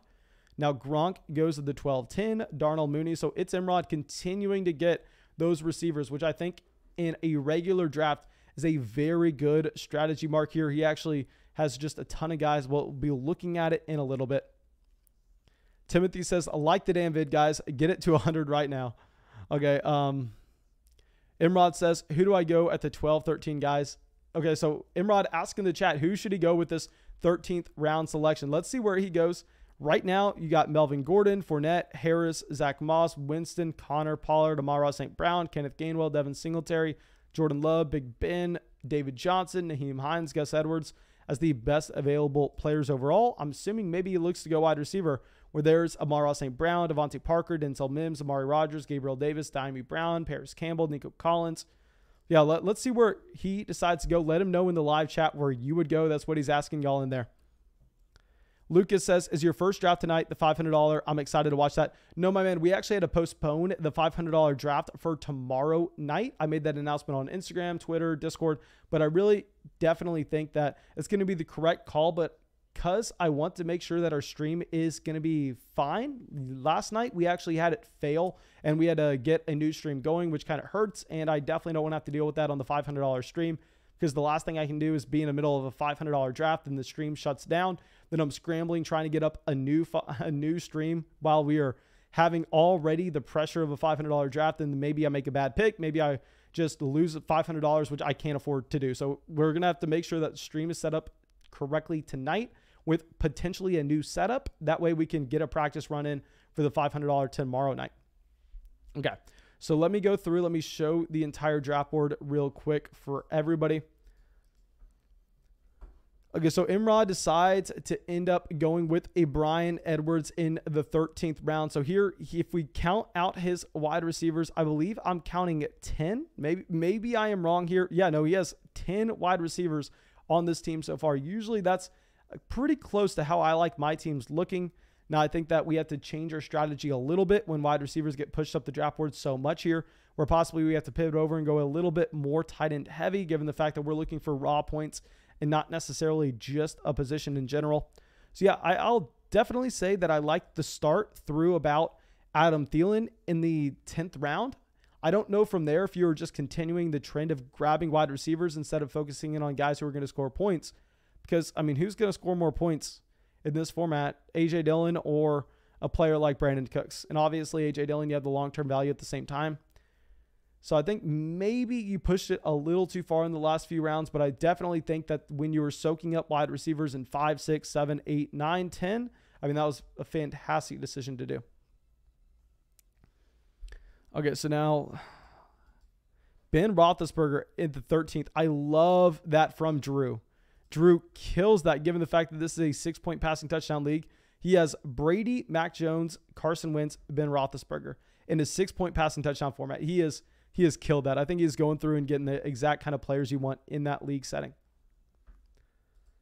I wish, God, honestly, I kind of liked drafting on Sleeper earlier this offseason, where I honestly preferred it to Underdog. But after doing Underdog so much, I think I prefer the Underdog drafts more with how we're live streaming. And usually, like on Underdog, you can pull up, you can go, okay, I just want to look at running back, receiver, tight end. Don't show me quarterbacks.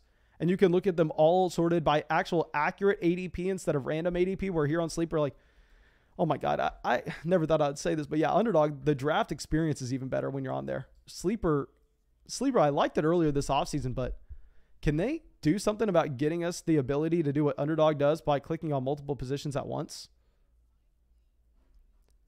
Okay, Spack says, doing any Underdog drafts today or waiting for tonight? No, we're waiting for tonight, my man. We're going to get this Dynasty draft gone through, and then we'll probably wait until about 8 p.m. and then get some I'm just getting some Underdog drafts going tonight on the main channel. Okay, so Gabriel Davis goes to the 13-11. So if we look at our team so far, at quarterback, we have Mahomes, Mayfield, Matt Ryan. Wide receiver, we have Adams, Chase, Thomas. Tight end, we have 4 guys. We're just looking for guys who are going to score points. Now, if we're talking about scoring points here, Zach Moss is intriguing. Damian Harris goes so much higher than this in those other drafts. I think that we actually probably need to go receiver, to be honest. Just because I'm afraid that the teams after us are going to continue to push the position. If they continue to push the position, we may just never have a shot at drafting these players. So even if I'm not in love with the value, I think we do have to take it. We just kind of have to bite the bullet here. It's going to be my first draft I ever draft Amon-Ra St. Brown, but if we are going to be drafting him, I want it to be a PPR league. And also I want it to be a league where we have a ton of flex spots. So yeah, we are going to be going with Amon-Ra St. Brown and Devontae Parker doubling up at the 13-14 turn on receiver. Yeah, so let me know what y'all think about that. I don't love the value. I mean, I think some of these running backs here were extremely intriguing in a guy like a Damian Harris, a Zach Moss, but I'm kind of, actually, probably should have gone with Damian Harris, Zach Moss. That's what we probably should have done. Henry says, I wish I got emails when these streams start. I have to be on YouTube to get a notification, which I am not always on YouTube. But man, I am really sorry to hear that. I probably should have sent out, it was my fault. I probably should have sent out a notification in the Discord chat, letting people know that we were live on the Dynasty channel. But we have a lot of people in that Discord chat that don't really do Dynasty. So I wanted to make sure we were sticking it with just the Dynasty audience here. That way we didn't have to necessarily worry about explaining what Dynasty fantasy football is for any new people coming in. So yeah, we were just going to go Amon-Ra St. Brown and Devontae Parker. Okay, so It's Imrod says, I just personally think guys like Cooks and Dillon will score more points than these tight ends getting drafted. All these tight ends are in the same tier, so I feel like I'll be able to get some tight end value here. I think that in a regular league, you're 100% right. And like I said, I think that the Adam Thielen pick in the 10th was very good. I think that from there, when you went Cooks, Mooney, Edwards, I mean, I would be much, much more confident in probably a couple running backs and tight ends there. I mean, I would be willing to make a bet on A.J. Dillon, Tyler Higbee, both over Brandon Cooks, Darnell Mooney at the end of the 12th, and Bryan Edwards at the beginning of the 13th. I would actually be really confident to bet that Austin Hooper outscores those receivers when you're getting 1.5 points per reception for the tight end position, and also some running backs there. So I'll say, generally, I really like what you did, and I think that it's optimal in 99% of drafts.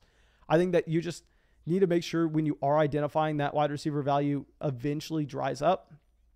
But yeah, now we have this running back run going. I mean, you know that these people out here, you know Drew's going to be bragging about getting Damian Harris in the 14th round forever. Okay, Drew says Harris or Moss. Okay, so he ended up going Harris. I'll say that, I mean, if you're looking at the two running backs, they profile to be very similar guys, where with Damian Harris, that he's going to be a player that's going into his third year in the NFL, not going to be catching balls out of the backfield, mainly just getting used as a first and second down running back. Zach Moss going into his second year in the NFL, not catching many balls out of the backfield, just being used as a first and second down running back. Now, the difference between the two is you actually have Zach Moss playing on the Buffalo Bills. You have Damian Harris playing on the New England Patriots. Now, I will say there's something to be said about the fact that people on Underdog, who tend to be very, very smart, are drafting Damian Harris considerably ahead of Zach Moss, which is why I have not drafted Damian Harris in a single draft this offseason so far on Underdog, and we've drafted Zach Moss in a decent amount of them. So I prefer Zach Moss, but I think a lot of people that are smarter than me prefer Damian Harris, so I'll put that little caveat on there. Drew says getting the Mac Jones stack. Okay, I think if you have, you're betting on the New England Patriots offense, yeah, I mean, they're close enough to just go Damian Harris. And also 99% of people prefer Harris. Scary says, how many regular flex spots are in this league? We have 6 flex spots in this league. So we do have that big running back run going. You have Bryan Edwards for It's Imrod. I really do like the Edwards pick because that's someone that you can start on a week in and week out basis. He's going to have a role even when J.K. Dobbins is healthy. And if anything were to occur to J.K. Dobbins, his role expands in one of the best offenses in the NFL. So Christian Kirk went 1 pick prior. And I know that I am used to live streaming at this point where we've been live for like an hour in almost 30 minutes now. And I honestly feel like we just now started the stream where we're probably going to be ending in about 15 minutes. And I feel like we just now started, but that's because we've been going live. I mean, we had like a 5-hour live stream on the main fantasy football channel the other night, which of course is just crazy. So I feel like we're just now getting our voice stretched out. We're just now getting prepared for a very long draft, and we're about to end up shutting it down probably in 3 rounds or so. James says, don't draft Damian Harris or Zach Moss. Zach Moss is a bust, and Harris won't get a lot of touchdowns because of Cam. I'll say Zach Moss actually not going to get that much goal line usage either because of Josh Allen. That's a main concern about having Josh Allen, where if we knew that Josh Allen wasn't going to vulture the touchdowns away from Zach Moss, he would be a running back that was most likely going up there in the Chase Edmonds range. But the problem is Josh Allen's just going to have such a large role at that goal line where it's hard to see much running back value coming from that backfield whatsoever. Nick coming out with a donation. Thank you, my man. Says, hey, man, I just traded Tua, DJ Moore, and a second for Saquon Barkley. Thoughts, 12-team Dynasty Superflex League. Only thing is, quarterback 3 is Teddy. Maybe get Fitz for a second. Okay, so, man, first off, love this trade. Going and capitalizing on the Saquon Barkley injury scare in Dynasty Fantasy Football. This is the craziest thing ever, that people are worried that Saquon Barkley is going to miss a week or two, and then all of a sudden they're dropping his Dynasty value. Like, are you kidding me? That makes no sense whatsoever. You're getting him at a great price. Now I'll say, obviously, it is concerning with the quarterback situation. I hate the idea, though, of going out and trying to solve it right now. Instead, what I actually think we do is I think we go into the season with the 2 starting quarterbacks that we have, and then we try to churn the waiver wire to see if any quarterbacks pop up that we can eventually slide into the starting lineup. And then if that doesn't happen and you see an injury, then you go out and trade for another quarterback. So don't go and panic trade for a quarterback now, but I really do like that trade up until this point. Landon says, man, I just signed up on Underdog with your code, sent you a DM on Instagram. Thank you, my man. I really do appreciate it. Jayan says he's DMing us his thumbnail for the new video. I'm excited to see the thumbnail, my man. Do not upload that new video without letting me read the title of what you're going to upload it. I want to help you with the title. I want to try to help you figure it out. Okay, so Fournette at the 1503.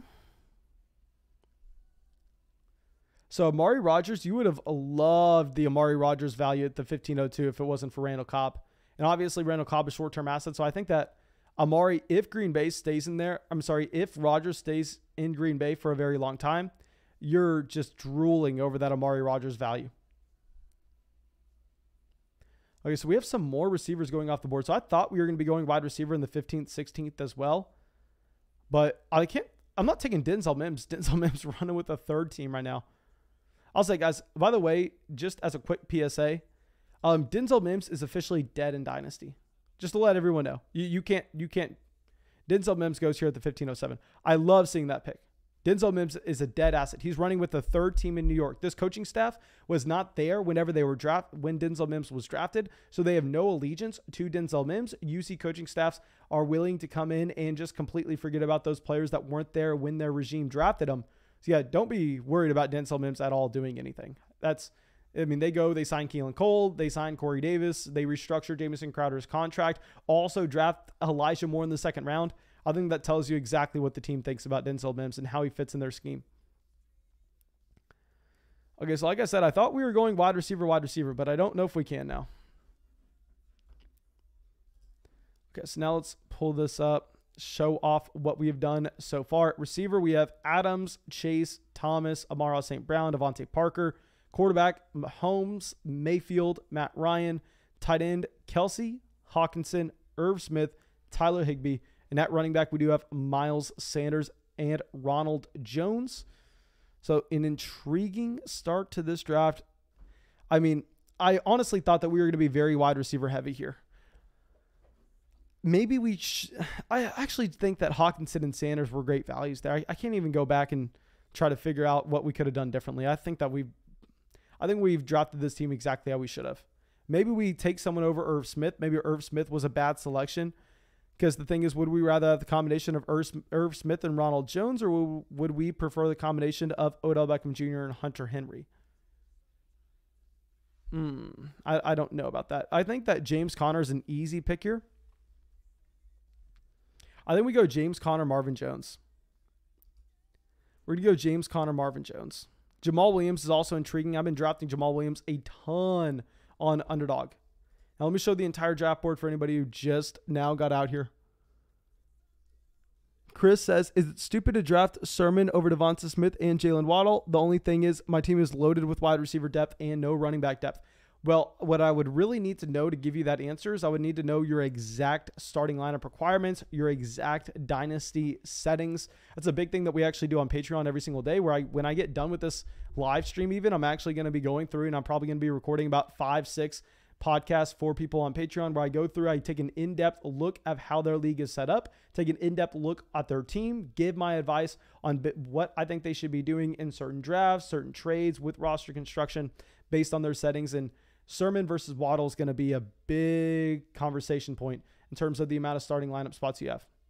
Grind for Gold comes out and says, Hey, can you please just dissect my team picking from the 5th? Yes, sir. Let me look at that. And also let me know what time it is with where you're at. I know we did this announcement on Patreon very late to make sure that people from Europe could get into this one.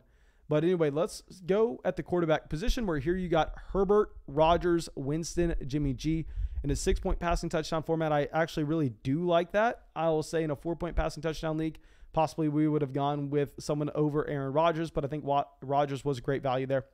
Then at running back, Gibson, Henderson, Moss. Really solid. I'm jealous. This team is better than my team. Kittle there at the 308.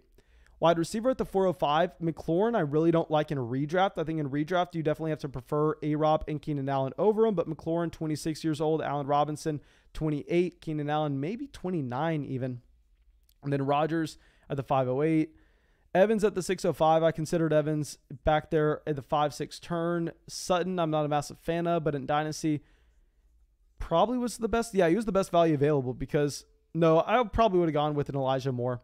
Rashad Bateman at the 805, I like. Odell, I like at the 1005. Considered him at the previous turn. Michael Pittman, he was value. Antonio Brown, I considered him at the previous. I really like this team, man. I really, really like this team. Okay, also let me know what time you were drafting over there. And also, guys, this is going to be a stream that we only have going for 5 more minutes. So I really hope that everybody enjoyed this Dynasty stream. And if you're wanting to come out and draft with us in some more drafts, of course, we'll be doing more Dynasty drafts on Patreon. KJ Hamler falls to the 1609. Oh my God. I should not have let KJ Hamler fall that far. That is a great, great pick.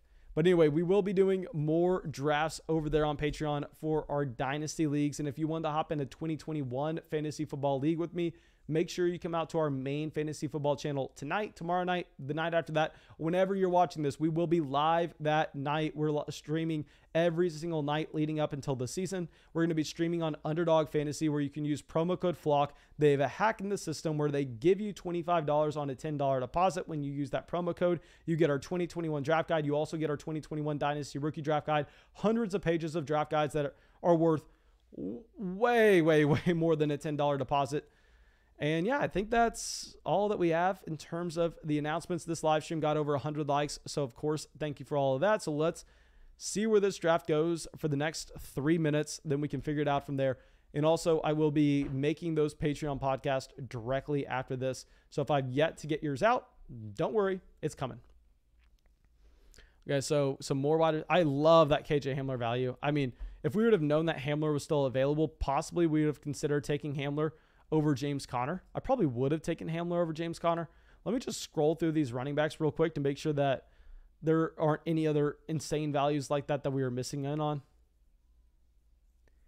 Olamide Zaccheaus, he's a little further down. Because what I'm looking at is, I mean, see, this sleeper ADP is just so messed up. Underdog ADP is so better. You have Devin Duvernay down here behind DeMarcus Robinson, Travis Fulgham, Keelan Cole. You have Randall Cobb down behind James Washington. Yeah, so we need to make sure that we are doing a better job, because on Underdog, it's really nice where that ADP is so sharp that you literally can just look at the first 2 pages and you can know who you want.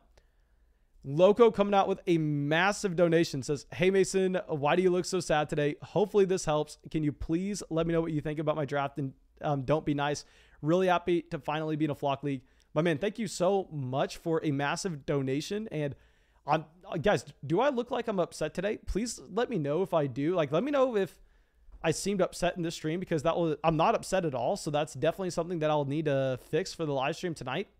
So please, I don't want to overlook that. That's something serious about streaming. I can't look upset on the stream when I'm not upset.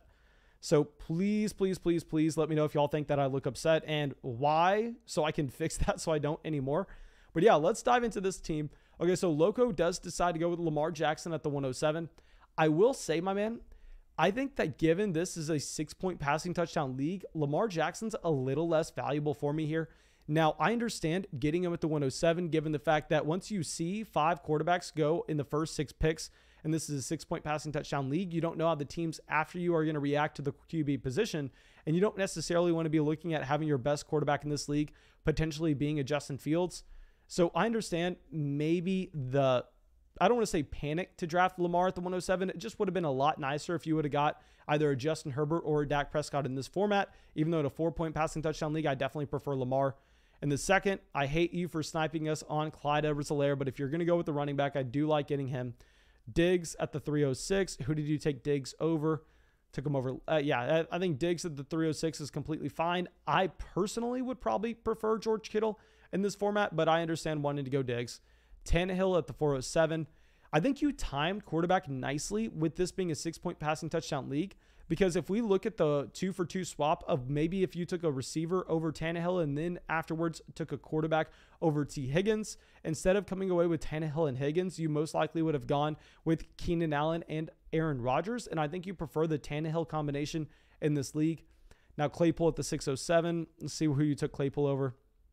So Deontay, Shenault, Kenny Golladay, Robert Woods. I'm fine with Claypool. Not my guy. Dallas Goddard at the 706. Like we said, we would have taken him if he fell to us in the 8th.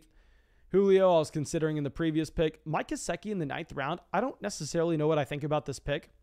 I think that, honestly, we probably would have passed on Kaseki. And if you would have done so, I think that tight ends would have gotten pushed back to you, where you could have instead gotten it Logan Thomas in the next round. And I definitely would have preferred the combination of Darrell Henderson and Logan Thomas compared to Mike Gesicki and Chase Edmonds. So that's one small thing. Then Will Fuller, Gage, Campbell, all fine with the value. And then from here, I really like it. Tylan Wallace, not my guy. I think we prefer Marvin Jones over Tylan Wallace. I definitely prefer KJ Hamler, but I know you are looking and trying to get that stack up there with Lamar Jackson, but still, I think that's a small enough stack where I don't like that value.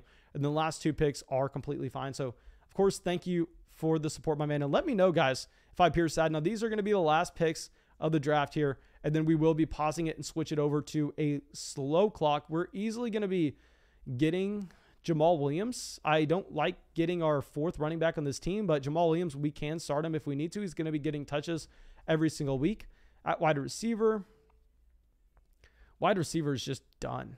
I mean, wide receiver's done. I mean, usually the position is just by far and away the best spot where you can attack it in these drafts, but for whatever reason, people went out of their way to soak them all up. Okay, so let's go through. Like I already said, we're getting Jamal Williams. I'm just making sure that we have enough time on the clock where we can think through our next pick.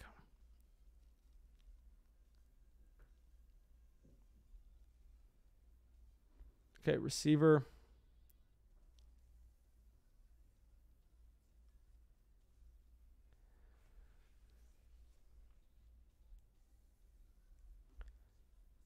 Make sure we get this pick in. That way I don't auto, or at least I can queue it. Let me queue it. And then if we auto, it's whatever. Actually, I don't want a back-to-back auto because we're on the turn. Maybe that would do it to us. So let's take Jamal Williams there. Tight end, the problem is even if Zach Ertz gets traded, he's a 1-year option. I don't think we can go tight end.